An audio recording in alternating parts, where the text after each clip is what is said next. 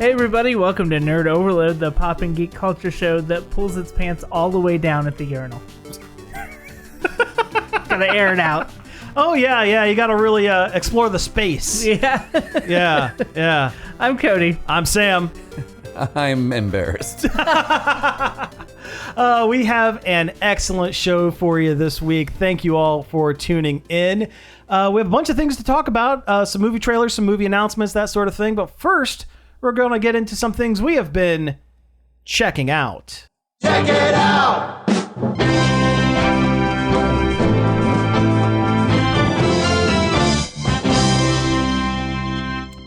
So yeah, let's talk about some things we've been doing. You know, I guess I'll go first. Mine's kind of quick, I guess, as per usual. So one of the things I did, and I think, Cody, you watched this as well, was a 4-hour mini documentary deep dive into the Star Wars Galactic Starcruiser Hotel. You got to say the full name for branding, and the why it failed. And yeah, I watched all 4 hours of it. I did too. In two sittings. The ticket prices alone were not sustainable. Yeah. Well, yeah. So this was done by Jenny Nicholson. She does a lot of deep dives into... she's actually been on a real amusement park kick. It's one of the main themed attractions, that sort of thing. Like, she's the one that did the Evermore. Which I think we talked about. We talked about that one as too. well, yeah. I don't follow her Patreon, so I don't see her updates that often, but... She does like one really big, I don't big do video a a year, Patreon either, like but when she drops the, her big video of the year, I always watch it. Oh, I watch it, yeah. But so she actually stayed at the Galactic Starcruiser experience fairly early on in it, if I remember, if I gleaned that correctly. Yeah, that's what I gathered from it as well. And it seemed like there were some real issues with the overall gameplay of it. Yeah, so she stayed there soon enough to where it was still new, but not so new that all the guests were also other influencers. Right. She kind of hid the fact that she was an influencer because she didn't want to have the optimal performative experience. She wanted to go in as a normal person, and not for like, oh, I'm going to be sneaky and take videos of stuff. It's like no, she wanted a real experience. She just wanted to have the experience. It seemed, well, as most folks know, it is incredibly expensive, and the whole thing is a completely themed, almost like LARP weekend, where you're LARPing in the Star Wars universe. Like, they covered the windows to look like space and everything. Yeah. Yeah, and when you go, part of the thing is you spend time in the Star Wars land at Disney. Like, the whole Starcruiser thing seemed like a cruise. So you go on an off-ship excursion to the Star Wars theme park at Disney, and to get you there, they like do a little shuttle that seems like a spaceship from the inside, but on the outside, it is a box truck. It's just a box truck, yeah. Which is pretty clever. I mean, it's kind of smart, but they should make it a little nicer than a box truck. You mean like Taylor Swift getting pushed in on stage in a janitor cart? I've not heard this. Oh yeah, she was like hiding backstage. Yeah, when they're moving her to the stage, instead of like, since people can kind of see behind stage and people would lose their minds, she is inside a specially built janitorial cart. Yeah, they hide her back there. Yeah. And then they push her out, and then like I saw a video where like, just before they close the curtain, you see her get out of it. Yeah. No, if you're that big and popular, that makes sense. Anyway. But this thing, it seemed like a cool idea in theory, but just like with any time that you're dealing with trained actors that are having to play improv for 8 hours a day, 3 or 4 days. You mean like most Disney cast members? But most Disney cast members can take breaks. They can take off the goofy costume and just be them, Dave or whatever. On this cruise, they're pretty much kind of locked in almost. Yeah. And so Nicholson did it like as budget as she could, not like bare bottom nosebleed section or anything like that, but to save some money, just like a regular trip. And well, for one, the rooms were like laughably small. Yeah, they were, and it cost $6,000. $6,000 for a weekend. It was as she and her sister went, And so they split it like 3,000 a piece. That's still That's a lot. a lot. The entire hotel room was about the size of this office. Yiketh. And that includes the bathroom. Yiketh. It looks cool. It looks cool. The hotel rooms look very cool. Oh yeah, everything on Starcruiser looked really cool. Like when they first like released all the pictures and video walkthroughs and stuff, I'm like, oh my god, that is so awesome. The theming was top notch, and she mentions that the theming was very good. It's Disney. Sure, but like a lot of it was using a specialized app on your phone to unlock secrets and follow quest lines and stuff, and the apps didn't work. And like the actors who are normally fed information from the apps so that they can tell you What's going on? what's going on and where you are in the story. Didn't seem like it was working for her specifically. So it was a kind of a negative experience overall, it seems like. Not worth the $6,000 No, that definitely they paid not. to go to it. And then later you said that Imagineer had said that they didn't interact with her as much because she had a camera. Yeah, there's like most of her things, she got a lot of backlash. I'm not sure if it's because people are genuinely, and I mean her stuff isn't especially like inflammatory or anything like that. She just explains the situation. And she's like shockingly almost like empathetic to the and cast kind of chill, members. yeah. But for whatever reason, because she's a woman on the internet, probably, unfortunately, she gets a lot of backlash on the things. She got a lot of backlash from the Evermore folks, and she's been hearing from Imagineers that are responding to her video going, well, it's because you had your camera out and they didn't want to interact with you because you're videotaping everything. But like, that's not an excuse. The thing about that is if you're paying $6,000 for an experience and you're doing something that's going to hamper the experience, they should tell you that. Or you're paying $6,000 for an experience. Let them do what they want. Yeah. I'm not going to not videotape an experience that I put myself into debt for and also never do again. Yeah, I'm going to say that you will only do once in your lifetime. That is literally the least we can do. Plus, we all have videos on our phone. Like, yeah. What are you going to do? Yeah, and it's a family thing. Families videotape themselves on vacation all the time. Home movies are a thing. Yeah. It doesn't make sense. But if that is the excuse, it is a terrible one. It's a terrible, yeah. Not consumer friendly at all to let them know. They're just coming up with excuses to try to flip it around and blame her for her not optimal experience. A lot of the backlash is like sunk cost fallacy stuff. Oh, sure. Especially for the Starcruiser because people spent their life savings to go to this place. I spent all my money on this, so it has to be good. Yeah, it has to be good. And how dare you? How dare you say that this thing I wasted my money on was not ideal? Yeah. Or in the case of the Evermore one, like, how dare you say this place that I spent weeks and weeks at a time at talking to these paid actors was not good. It was not worth all of that time. Yeah, exactly. Yeah. No, but if you have 4 hours, or if you can break it up into chunks. I mean, she does. I watched it in 2 sittings. I did too. Yeah, she breaks all of her she does numbered lists, and she breaks all of her talking points down into like 10 to 15 minute chunks, so you can easily watch a few and come back to it or whatever. But it's really fascinating, and she does say as much good things as she does negative. Yeah, it's a really even-handed review. Yeah, like the number of topics she talks about are pretty even. It's just that the negatives are so negative, are particularly negative. I don't think she says or did anything unfair. It wasn't like a gotcha, journalism or anything like that. It was just, this is my experience. This is what I did. And was it good or not? And from the way it sounds, no, it wasn't. the lightsaber like simulation training game, like that was so weak, and the way she figured it out, like it was really interesting. Yeah. I mean, I guess it kind of makes sense the way they did it. So they have one of the things that you can do is lightsaber training, and basically it's like the orb, like in A New Hope.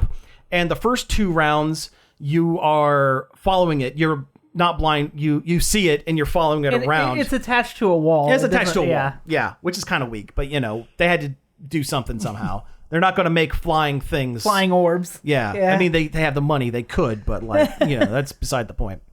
But the third round, they blindfold you and say, okay, feel the force.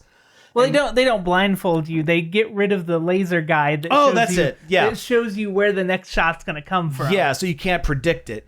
But everybody seems to be able to get it. And the reason for that is there's actually a tracker in the blade of the lightsaber. So the third round, it is automatically targeting your lightsaber wherever it's at. Yeah. So it makes you think that you're hitting it every time with the force. But in actuality, it's shooting the lightsaber. Which is clever. Yeah, I mean, but also kind of weak. It also makes it's not really a game. Yeah. And nobody is actually good at it. At that point, it's just interpretive dance. Yeah. Yeah, exactly. But no, that's really been what I checked out. I mean, the other thing I did, I rewatched a documentary, McMillions. Did I ever talk about that on the show? I think we talked about that one. Yeah. That's the Monopoly game one. Yeah, the McDonald's Monopoly game. Oh, where there was a guy stole for like 10 years, almost 10, 15 years, something like that. He stole all of the instant winner pieces from the factory. He was like a security guard or something like that at the factory, and was almost mafia style doling them out to people in exchange for a percentage of the cut. And it took them forever to figure it out. I mean, the video, the documentary series is a little sensationalized, I guess. I mean, they did kind of up it a little bit. There was one FBI agent who was definitely a character. He was definitely like real wound up about stuff. I remember that guy. And he was cracking wise, making jokes. He was like the hot shot guy or whatever. But the way they discovered this was really interesting because I remember this, that they were doing a 10-year reunion of all the winners, and they wanted to interview all of the winners out in Las Vegas and talk to them about how they got it and where they got it and that sort of thing. And as it turns out, they were all lying and their stories didn't match up from the last time, and they got everybody. But no, that's what I've been doing. Cool stuff. I've got a few that I've actually been doing. Yeah, cool. So, this is the time to say it. I know, right? Yeah. So I went back and I rewatched all of the Roddy McDowall Planet of the Apes movies. Oh, heck yeah. Heck yeah. 70s Leisure Suit Monkeys. Yeah. That's my favorite one because it's so weird. It's the Escape from Planet of the Apes. Yeah, but it's like the Star Trek with the whales. Yes. Yeah. Of the series. Yes. Yeah. I went through and I was like, you know what? It's been a long time since I watched these, and the new one was coming out, and so I was like, let's go back to the classics and see what's going on. It's time for some monkey movies. Yeah, it's monkey movie time.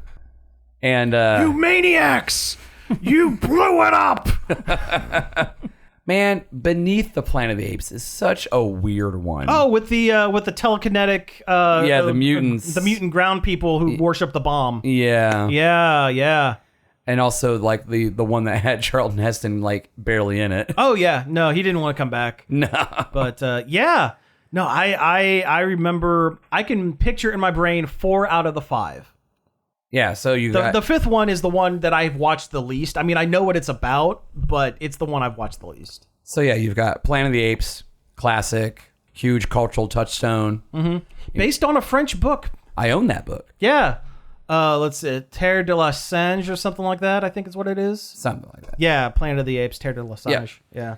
Though the book and the movie are a little different. They're a little, well, the ending's different. You find out that they're the people that are reading the excerpts, like the diary of Charlton Heston's character, they're on a space station reading it. You've been following them the whole time, and you find out that they are hyper-evolved apes in the future of the Planet of the Apes, going, well, this is a weird story. Huh. Also, it wasn't Earth. It wasn't Earth. It was something else. It was like in the Beetlejuice. Something like that. Yeah. But like where Ford Prefect is from. Kind of. Yeah. Yeah. There you go. Yeah. Planet of the Apes, classic, amazing. The technical prowess of the makeup. Mm-hmm. For at least the main actors, anyway. Oh, sure. There's the background mass. That's a different story. They're not great. But, They don't move. Don't look at those ones. No. They're all like just kind of like they're just like mass over people's faces, and they're just kind of like looking at each other in the crowd shots. Yeah. Well, at least they didn't pull an Army of Darkness where they accidentally put the bad ones in front of the camera and the good ones in the back. Yeah, but I feel like that's kind of the endearing part of Well, Army yeah, of Darkness that is how true. cheesy and cruddy it is. Yeah. Hey, come back, I got a bone to pick with you. Yeah, right. Oh, I love that. Yeah. I love that movie. Beneath the Planet of the Apes, another astronaut crash lands on the planet. It was a rescue mission. It happened again. Yeah, it happened again, and almost the same. Just about. Only they go underground and they have the bomb. It goes underground, and they look human and they can talk, but they're psychic, or they have powers, and they worship a gold nuclear missile. Yeah. It's like the last missile that... It's like the end. It was the Omega bomb. Very Fallout. Yeah, Yes. actually. That's very Fallout. That one also has some of the worst painted backgrounds. Yes. These aren't the Star Wars map paintings that everyone loves. Yeah, no. No, these are bad. Like the ruined, parts of New York that are it's not great. It's bad. It's real bad. Yeah. And then, the bomb goes off as all of the characters in the movie are killed in quick succession. Wow. Except for Zira and Cornelius. I mean, I and guess a third one. There was an orangutan scientist. Wasn't there? No, he was another chimpanzee. He was another chimpanzee. Yeah. Okay. I'll get to that one in a second. Gotcha. So the new astronaut gets shot. Nova dies, and then he gets shot, and then Charlton Heston's character, Captain Taylor, Nova, right? Yeah, that's all I want to say. Gets shot, and as he's dying, and he's asking Zaius for help, and Zaius is like, "Why would I help you? This is man is a destructive creature." Blah blah blah. And then Charlton Heston reaches out and hits the detonator. It fades to black, and then there's a voiceover like, "The world was destroyed" or whatever. I mean, that's a twist ending. I mean, how do you follow up the other twist ending? Well, everybody dies. Everybody dies. Yeah. Yeah. And then you have Escape from the Planet of the Apes, the one you were talking Yes. about. Where The bad one. I kind of like it. I know. I love it, but it's bad.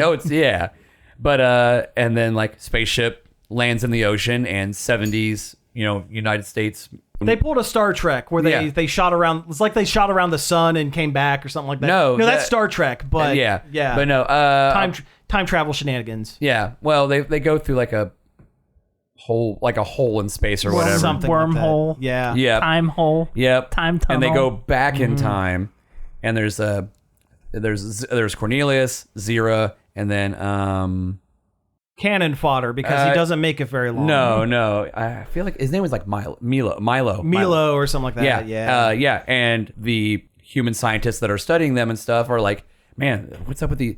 And they're changing into their outfits and stuff out of their spacesuits, and they're like, you gave them clothes? Like, no, they brought those in that suitcase because they're not talking. Right. They don't want them to know they can talk. Right. And then, don't they go on like a shopping spree where they buy a bunch of later. 70s like leisure suits and stuff?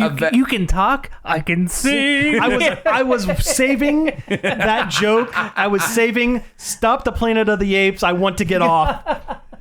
I love. That Simpsons joke is the best. It's one of the best jokes in the series. But also, it harkens back to the beginning of this show. Well, at least my part of this show. Yeah. Chimpanzee to chimpanzee. Exactly. Yeah, that joke fires on all cylinders. It really does. The writing is hilarious. The voice acting makes it so good, and the animation. The animation is great. Knockout good. Yeah. I love you, Dr. Zaius. Can I still play the piano? I don't see why not. I couldn't before. The zoologist is like putting them through tests and stuff that you'd put normal apes through.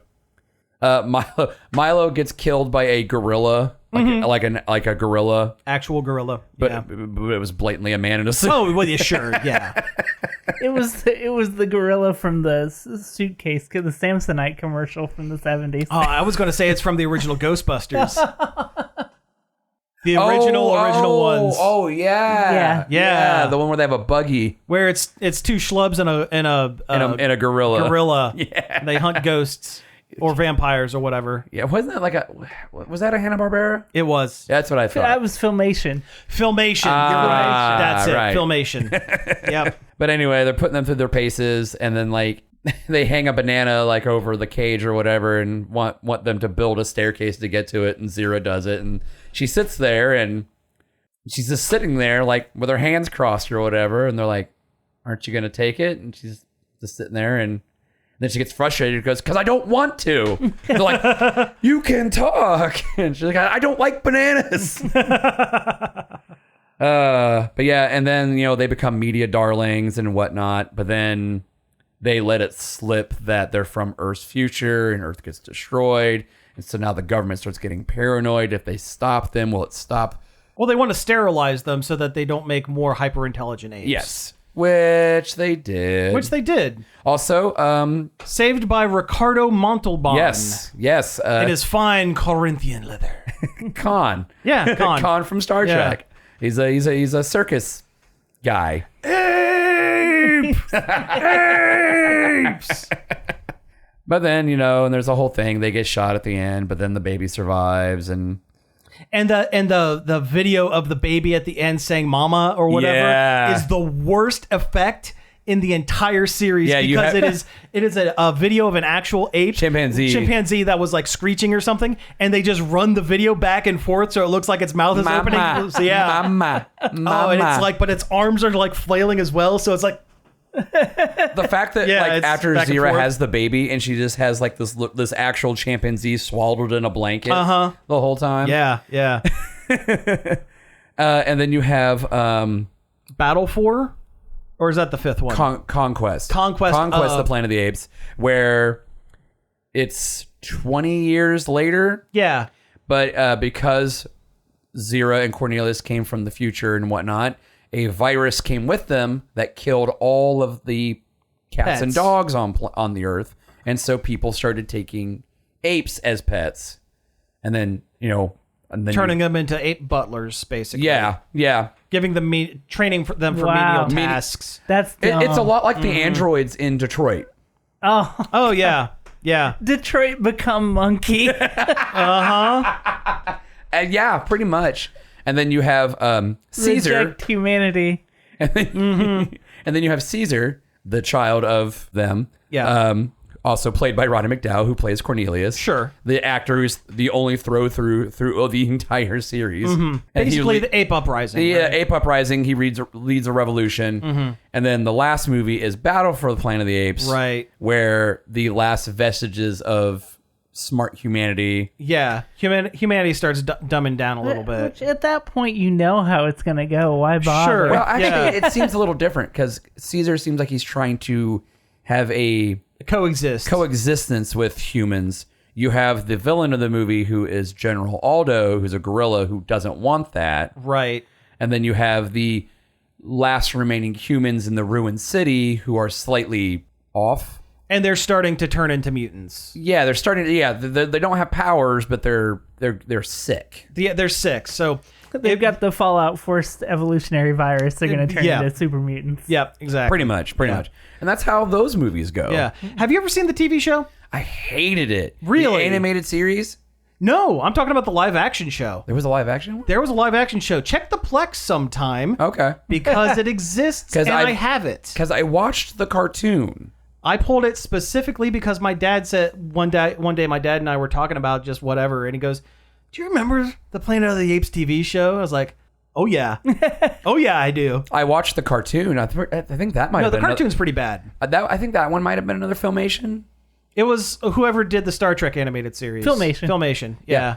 But it's really bad. A lot of the repeating backgrounds, repeating animations, repeating sound effects. The TV series takes place after Battle 4 and closer to after Battle 4 than before the first Planet of the Apes. Okay. So there's still a handful of intelligent humans that are trying to coexist. But you can definitely tell that it's heading towards original because it is one giant time loop. Yes. Yeah. No, I've not seen that. I'll have to go back and watch that. Yeah, it's short. It's like 12 episodes, 13 episodes, something like that. They only did like a half a season or something like that. Apes! Well, hey, we should probably go ahead and go to break. Stick around with us. We're going to get into some news after some word from our sister shows on the station. This is Gail Martin. Hi, this is Carol Kelly. We'd like to invite you to join us for our gardening and outdoors show here on WZMO. We talk about observations and insights about what's happening from week to week with plants and animals in the woods and fields around us, as well as what's going on in the garden. In the Green Outdoors airs Saturdays and Mondays at about 9:30 a.m. right after the second cup. We hope you'll join us.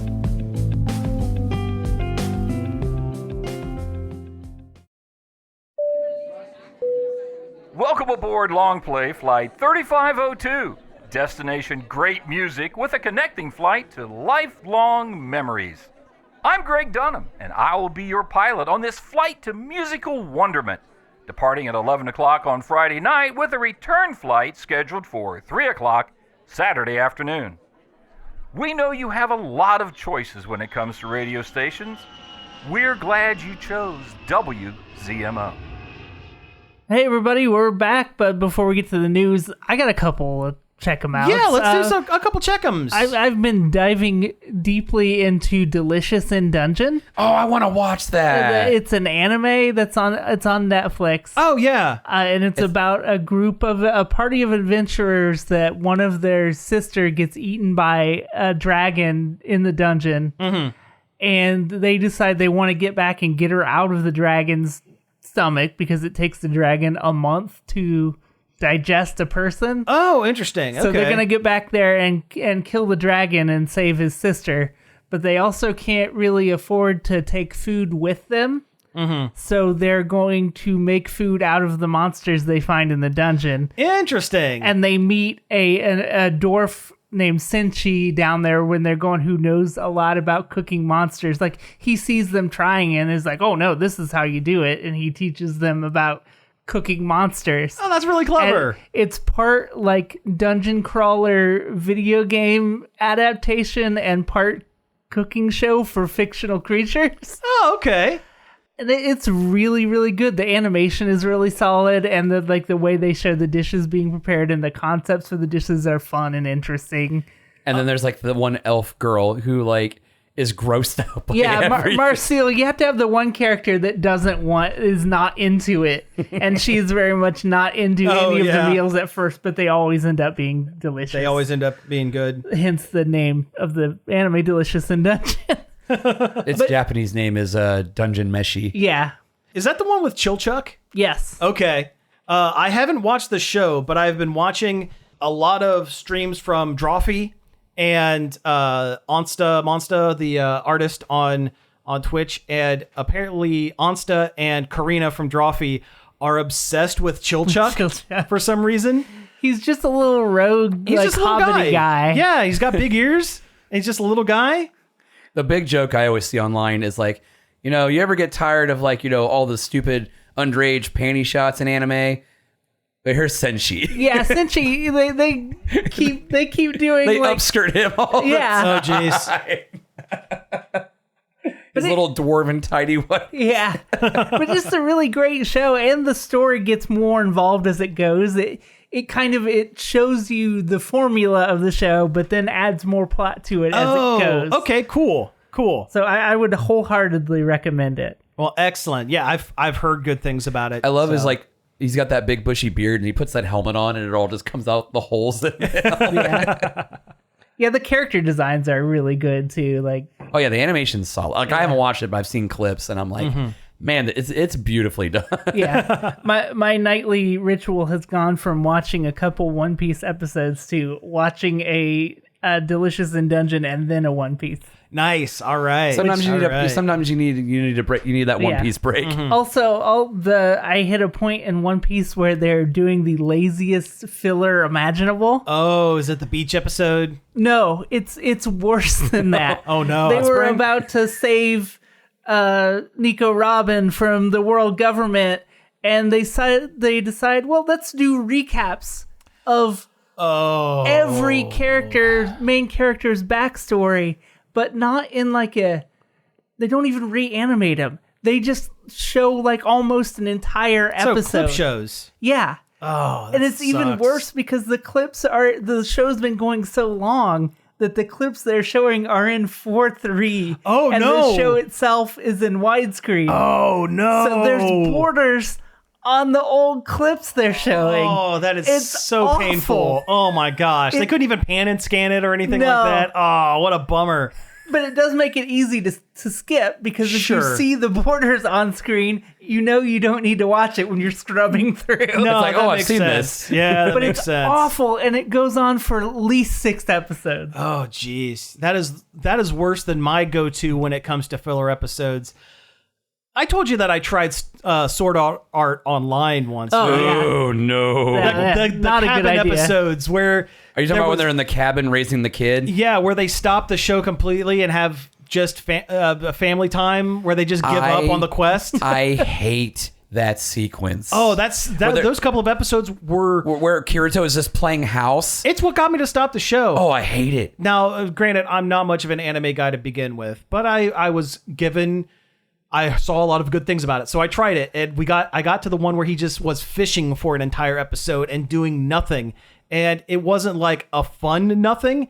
It was just, well, I guess this is just my life now. This is a good fish. For 30 minutes. The One Piece filler episodes had cappers that were new, but they were the same cappers every time. Oh man! You get like the start of the new episode, old stuff, and the end of the new episode was the same every time. Oh, that is a bummer. But at least it's only like 6 episodes. Yeah. So that's not too bad. And it, 6 out of a bazillion. So Yeah, you just, true. I just Yeah. skip. For now, yeah. till you hit another batch. Yeah. Yep. But that's all I just really wanted to talk about Delicious and Dungeon. Oh yeah, no, I'm glad you brought it up. That was good stuff. It's delicious stuff. Yeah. All right, so let's go ahead and jump into the news.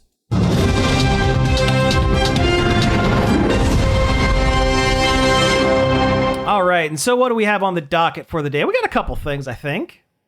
I feel like we gotta talk Beetlejuice. We do. We do have to talk about Beetlejuice. That's 2.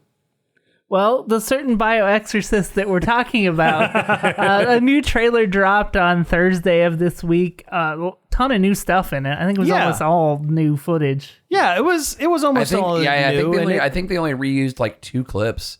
Yeah, The funeral scene and when he says the juice is loose. Yeah. which is a good line. Yeah, still a good line. Yeah. I watched it, and it looks like it's giving a little more of the plot. Beetlejuice is back. Oh no! We're talking about the thing. I'm not going to do the bit right now.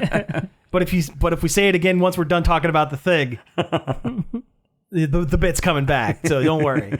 No, it was fine. It looks like Beetlejuice is back. He's going to be going after Lydia again, try to marry her Again. And looks like the whole family goes to the underworld or afterlife or whatever. Yeah, they get pulled in somehow because there's a couple of people looking for him. It looks like that they're adding actual character to the shrunken head guy that's in the final scene of the first Beetlejuice. I saw a promo poster for it. Bob the Shrunken Head. Yeah. And he's in the trailer as well. And Yeah. it seems like they're adding a lot more to the underworld part of the film. that's cool. I mean, if there's anywhere to expand on for a sequel, that's it. Oh, yeah, totally. Totally. Yeah, there's only so much of that house you can see again. Yeah. Well, sure. I mean, it seems interesting. It seems like it might be good. I am just a little concerned about the overall look and style of it, I guess. I don't know. It is very modern. It was very flatly colored, Yes. too. Yeah. It didn't... I know you can't Despite really... the old one, which was very colorful movie. Yeah, Yeah. it's very interestingly lit. Like, this one just looks kind of flat. Yeah, I know it would be incredibly difficult to match the stylings of a movie that was made 30 years ago. And even if they did, I know there would be a lot of modern movie-going audience that would go, "Why does this look old?" But you're right, the flatness of the color, the muteness of the colors, and just kind of the overacting a little bit from everybody outside of Michael Keaton, because Michael Keaton, Beetlejuice, he has to overact. And he seems like he dialed right back into it. And he would jump right back in. It's like a comfortable pair of shoes. Just slip right back in. But it seemed like Winona Ryder was pulling goofy comedy faces. Kinda, but she also, her line delivery was kind of stilted. It felt kind of forced, soulless. Yeah, forced or soulless. Yeah, like when she's talking to her daughter, and it's just like, well, when I was a teenager, there was this trickster demon. Yeah, and I think that Jenna Ortega's character of her daughter being exactly like her is the least interesting direction you could go with that. Most common denominator. Yeah. Yeah. There's more conflict or more interesting story if they are not the same. If they are not the same, or if Jenna Ortega is more like their Catherine O'Hara's character, the art for art's sake, performative art weirdo. Which she looks great in it. Yeah. She looks great in it. Yeah, she looks like herself. The other thing I'm concerned with is it looks like it's a lot more CG. Originally when the it was mostly practical effects. Well, the original movie was practical effects because it had to be. Yeah. But when they announced this, I was under the impression that they were going to do as much practical as they possibly could to try to match the tone of the original film. But it seems as though that it is a lot of green screen. Mm-hmm. And honestly, it made me think of, it was reminiscent of the Alice in Wonderland Tim Burton movies. Yeah. Which I turned it off. Weak as heck. I tried to watch the first one. I watched about 20 minutes. I'm like, this sucks. Yeah, it was not. And I like Tim Burton, and I couldn't sit through it. I like old Tim Burton. I think a lot of his newer stuff is just not up to snuff. Remember Dark Shadows? Oh God! I think I shut that one off too. I like the original Dark Shadows. I saw that in the theater. I also saw that in theaters, and I was incredibly disappointed. I wanted my $6 back. That movie made me angry. I think that movie made me more angry than the Bay produced Turtles. Yeah, no, I get that. But no, that one, I guess there was Big Eyes, which was good. That was all right. I saw that in theaters. I liked it. Yeah, but you've got Christoph Waltz and Amy Adams. Of course it's going to be good. Yeah. And this movie, Beetlejuice, which is, great name. Yeah, great name. It has Willem Dafoe. It has Monica Bellucci as two of the new cast members. I think that's great. I still really kind of wish that Gina Davis and or Alec Baldwin would come back as the yuppie ghosts that were from the original. More so Gina Davis. Well, yeah, if you had to pick between the two, yes. I mean, even though we haven't seen them, doesn't necessarily mean we won't get some kind of cameo. That's true. They might be saving that for the actual film. But if they do that, that would be great. Maybe Alec Baldwin will have a scene where he shoots somebody with a gun. Oh, Cody. He was acquitted. That was a whole situation. It's not necessarily just his fault. But also he should have not been playing with a gun on set. Yeah. He should have checked it to make sure that it wasn't. Yes. Also, he said a bunch of dumb stuff after it happened. Because he's Alec Baldwin. Yeah, he's Alec Baldwin. And he's going to say a bunch of dumb stuff because he's Alec Baldwin. Yes. The less we talk about this, the better. Yes. So let's move on to our next topic. What do we have here? Do you want to talk? The Munsters seems like it's in the same neighborhood. That's a good way to kind of roll into it. Yeah, they're working on a new dark, grim and gritty reboot of the Munsters TV show called 1313. Is it for ABC, I think, or NBC, something like that? I don't remember. You know what? It might be Paramount. It might be Paramount Yeah, Plus. I think that sounds right. Because they don't put things on regular TV anymore. It's all streaming. 1313? You mean that canceled Star Wars game? Yeah. They saw Wednesday and said, we want some of that. Yeah. What else on Paramount. we got? What else we got? We got a spooky family. Yeah, and it's not going to work. Listen, I love the Munsters. I think that show was great, but part of the fun of that show was that the family wasn't dark and evil and secretly trying to eat people and harm people or whatever. No, they were a normal family that just happened to be monsters. And they never were able to recognize that they were weird. Yeah. The difference between the Addams family and the Munsters, the Addams family were like, humans. Humans and monsters, but arguable because of it, and stuff like that. But the main difference is the Addams Family is we're weird and we know it. Why and we is love it? And we love it. Why aren't more people weird? The Munsters are, we're just like everyone else. Why do they run from us? Yes. That's the difference. And I think having a sitcom, it should, honestly, if they're going to do a Munster show, it should be a 2-camera sitcom. It should be like The Big Bang Theory, look like The Big Bang Theory or 3.5 Men, look like an actual sitcom that just happens to have a Frankenstein and a vampire and a werewolf in it. Yeah. Yeah. But it's not going to happen. Do you guys remember Mockingbird Lane? It was mid 2000s. I remember talking about it on this shit. Well, it wasn't this show. It wasn't this show, but on a show. Yeah. Yeah, a previous incarnation of the show, I think. I liked that. It only made it to pilot. It was played during Halloween one year. I think it was 2012, 2009, something like that. They made it a special. Mm-hmm. And it wasn't picked up.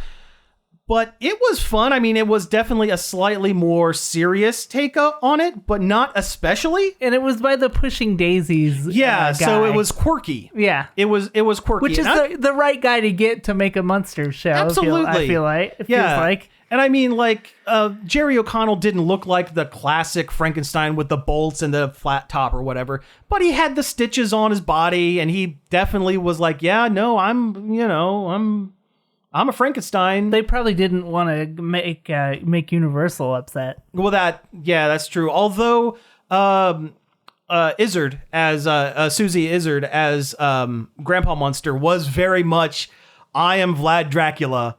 I am going to do this. I'm going to go try to eat people. And here comes Eddie Munster trying to not wolf out. Yeah.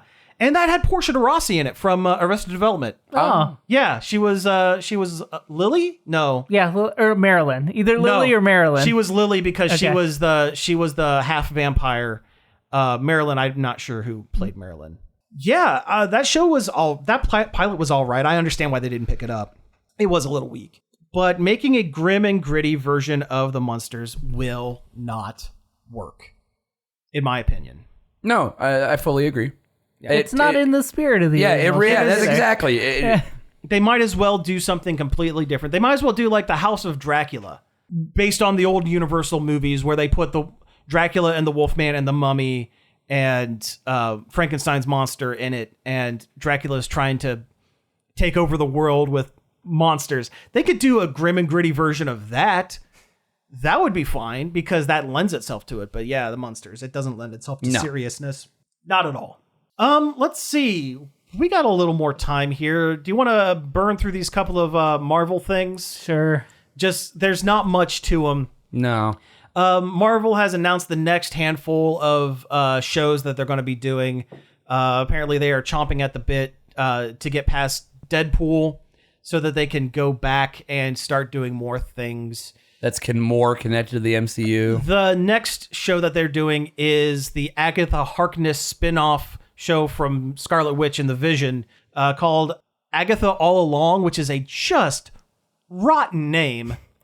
Wasn't its original title like House of Harkness or something like that? I think it was Coven of Darkness. It was Agatha Harkness, Coven of Darkness, I think it was something. Which is a much better title. There was like three. They went through 3 different titles, which it might have been the joke the whole time. That might have been the joke. That might have been what they were going at. Like, oh, nope, it's not. We did fake titles. It was Agatha all along. Or maybe it's going to be like every episode's going to have a different title because Agatha Harkness seems to know she's in a television series when everybody else doesn't. True. So it could be, one could be like All in the Family and it's All in the Harkness. And then what episode? Like the Brack Show. Like the Brack Show, yeah. Married with Harkness or like, yeah. Oh, that reminds me. This is completely off topic. You just reminded me. Did you see they're doing an animated Married with Children? No. Yeah, they're bringing it back. Okay, that's fine. It's animated. It's gonna be adult animated. Great show. That lends itself to it. Yeah, that kind of works. The original was almost a cartoon. It might as well have been. Yeah. They'll have more of an excuse to flush the toilet for a joke. Yeah. But no. So Agatha All Along, it's going to be fine. We were talking before the show, and Cody, you were absolutely right. I think the window of opportunity for this show has come and passed about 2 years ago. Yep. I don't think people are as interested in Agatha Harkness as they would have been 2 years ago when it was still hot off WandaVision. She was a breakout character that has cooled considerably. Yeah. And I mean, I like the actress. Oh yeah, Yeah. she's fantastic. Catherine Hahn is great. great. Yeah. She's great in Fantastic. almost everything she's in. And I'm sure they'll do something fun with it, and it would be fun to see more of the magic side of the MCU and try to get into some lesser known characters. Yeah, I feel like Marvel TV shows have burnt all their goodwill, and they would need to come out with someone bigger than Agatha Harkness when they're coming back from their low point. Yeah, From their hiatus or whatever. Yeah. So we're getting that. We're getting they just announced a Vision show. If you remember from the End of WandaVision. End of WandaVision, thank you. The Vision is now all white and had his personality wiped and has flown off to try to find himself. Vision is one of those characters. Eat, pray, Vision. How Vision got his groove back. He finds another sorceress. He's gonna go visit Forge. That's yes. But I don't know. I don't think the Vision, especially a personality-less Vision, is enough of a character to helm their own show. Not saying Paul Bettany's a bad actor. Not saying he couldn't be the star of his own show. But he is limited by the writing which they put upon him. Exactly. Especially when the first couple episodes is going to be, I am a robot. Hello. And that's it. He's like the neutrals from Futurama. Exactly. He is like the neutrals from Futurama. Yeah. Tell my wife. Hello. Hello. Yes. I'll be interested to see how it goes, see what kind of characters they pull in as supporting. They're going to have to do something special. Maybe it'll be a whole thing where like whatever's left of S.H.I.E.L.D. or whatever government agency, or maybe even S.W.O.R.D. is trying to recapture him or something. Yeah. I feel like they just need to grab like a bigger side character from one of the movies and give them a show. Give me an America Chavez. Or like Ironheart from well, Ironheart's getting a movie, I thought. Ironheart's getting her own show as well. Yeah. And they did say something about that, but they don't have a release date, so that's why I didn't put it on the list. It should have been 6 months after Wakanda Forever. It should have been 6 months before Wakanda Forever because that character showed up and everybody was confused. Yeah. Outside of like people who actually know about the who character. know. And she was a great character. I loved her in that movie. Great character, yeah, but Wakanda Forever as a whole was just a good movie. Yeah, it was a really good movie. Yeah, it was. But yeah, I don't know. The Marvel stuff. I am looking forward to Deadpool and Wolverine. Well, I was going to say Daredevil, but I'm looking forward to the Deadpool and Wolverine. Deadpool and Wolverine is going to be a different beast altogether. Oh yeah. I've already bought tickets to see it. Oh, nice. I might did. actually go to the theater and watch that one as well. It's been a while on my since I've been list. to a theater. It's on my list. It looks like one that might actually surprise you, Yes, absolutely. which has been solely missing from A lot of Marvel these, movies the formula for like 2 years. Yeah, you get At least. there's like one of three formulas. It's like origin story or escalation sequel or Taika Waititi Goofy Fest. Yeah, this is the funny one. goof Yeah, fest. This is the funny one, but hopefully they'll keep it good. Yeah, I'll watch them eventually. That's what I keep saying, and I will. But at least you watched some of X-Men 97. I did watch That's some something. of X-Men 97. Most of my time to watch things, I am otherwise occupied, so I have to watch things that don't have action, that just have talking. That's why I watch a lot of documentaries, because it's a lot of just talking without looking at things. So Yeah, it's like when I'm killing time at work, YouTube essays all the time. That's it. The last time I tried to watch an actual thing at work was the Weird Al movie. Oh, no. And I got about 5 minutes into it, and I was like, I am not paying attention to this, and I need to pay attention to this. That's so too I'm going kinetic. To turn this. Like, yes, yeah. exactly. And the same thing with X-Men. I tried watching a couple episodes at work, and it just didn't work. I watched a 2-hour video essay about the history of MMOs today. Oh, nice. Nice. I've still been burning through old wrestling reviews because they're pretty funny, and I don't care about the wrestling. I like the jokes, so I listen for the jokes. All right, we have time for one more very short one. What do we have that doesn't have a lot of meat on? We can talk about MultiVersus coming back real quick. Sure, MultiVersus. I mean, we're both excited about this one. The Smash clone that is all Warner Brothers. Yep, Smash clone, which is a very solid game. When it was out a year ago, it was a very solid game. In its surprise beta. Yes. It was released as a full game and then rolled back. It's coming back on the 28th, Yes. right? For now. Yeah, for now until I don't know. I feel like it's pretty dedicated right now. Until David Zaslav decides it's not worth money making video games Zaslav anymore. has canned more than one fully made movie. He can stop production on a video game. But for now, it is coming back, and they're adding a bunch of characters, right? Yeah, they've not added just that, a lot of stuff. Yeah, yeah, a lot of stages too. Cool. Single player PvE mode. Okay. But the characters they added, I'm super stoked about Jason Voorhees being He in looks it. great. They did a really cartoony version of it. I watched a video about his moveset. It is hilarious. He's got sleeping bag throw around move. I was going to ask about that if he had the sleeping bag. He can trap another character in the sleeping bag and beat them around. Yeah, and beat them around. Nice, with it. nice. There's one where he I think it's an up move. Mm-hmm. And it's like a cot or whatever, and he slams it together. Which I'm pretty sure like he's done. He folds it in half, and the character shoots it. Oh, sure, yeah, that sounds about right. They also added Agent Smith from The Matrix, which is like why put Neo in it. Neo, or at least Trinity. Yeah. Oh, Trinity would be really cool. Trinity would be really cool as a light, fast, an assassin aerial type. Like Harley Quinn. Yeah, like Harley Quinn. Yeah. Or Arya. Yeah. And they added the Banana Guard from Adventure Time, which... Yeah, I guess. Yeah. But this is the second Adventure Time character, right? Third. Third? Finn, Jake, Banana Guard. It should have been Lemon Grab, or Bubblegum, or... Marceline, or Ice King. Ice King would be great. Yeah. Ice King would be pretty cool. As like a controller type? Yeah. That'd be great. With his penguins. Gunter. Yep. Yeah. And they've shown stages for Dexter's Lab. There's two versions of it. There's the competitive static stage, and then there is a stage that is procedurally generated. That's scrolling like the...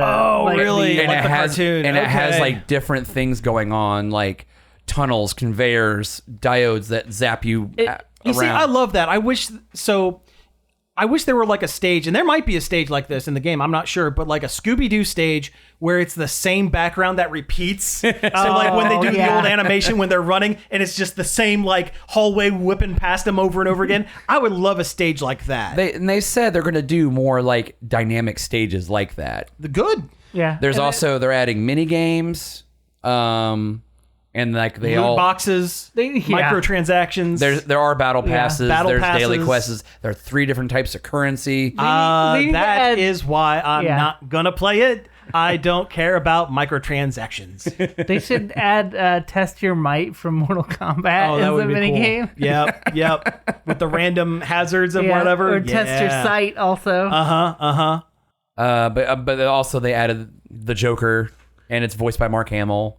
Oh yeah, yeah, sure, fine. That's their like go-to DLC character for every game. They should have gotten Alan Tudyk from Harley Quinn. Yeah, well they should have got Kaylee Coe for Harley Quinn also. But I think the only reason that Mark Hamill's the Joker in this one is because Kevin Conroy was the voice of Batman in MultiVersus. Yeah, so should have gotten Diedrich Bader. Yeah. Well, I still think the Harley Quinn in MultiVersus should be the animated series. I know. I mean, where's your brand synergy on that one? I would take a Kite Man. Yeah. I would absolutely take a Kite Man. Chuck the Kite Man. Yeah. Oh yeah, Chuck Brown. I can't believe he's getting a series. I can't wait for it. Yeah. The thing I love about it is, did you see the title card for it? Yeah, for Kite Man. Yeah, it's in the Muppet movie font. Is it? Oh my god. That bubble, like, yeah, it's in the Muppet movie font. Ah. Yeah. I wonder if it'll be like a Kite Man road movie. Musical. A Kite Man musical road movie. Man, I love the Harley Quinn show. Yeah, It's so good. it's what we have now that Venture Brothers is no more. It is the Right? current Yeah. Venture Brothers. It Yeah. is. It really is. It has that same energy. Why are there so many songs about kite men? Yep. You just wanted to make that joke. I had to bust it out, you know. You got to do the Kermit when you can. Got to do the Kermit. Hey, I didn't do the Beetlejuice, so I got to do the Kermit. I got to do a bad impression on the show. No, do the whole outro as Beetlejuice.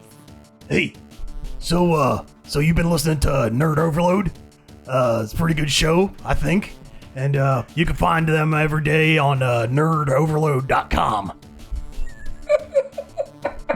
You told me to do it. You nailed it. You nailed it. You did. You could find us all our shows on our various social medias, Facebook, Instagram, Twitch, or support our Patreon, links.nerdoverload.com. All one place. Just go to it and click on the links. It's pretty great. You can send us an email at staff@nerdoverload.com, or you can give us a call on the Nerd Overload hotline. The number for that's 419-561-5556. Leave us a message and we'll play it on the show. Or you could text us too. We'll read a text. We'll read a text. That's great. You can find all of our shows on Apple Podcasts, Spotify, Amazon Music, and on YouTube. And it keeps getting funnier every time I hear it. And finally, I'd like to thank Parker for helping us out over at the Facebook page and David Pencil for the intro and outro. So again, thank you all for tuning in, and we will be back next week. Beetlejuice, Beetlejuice, Beetlejuice. Pizza out.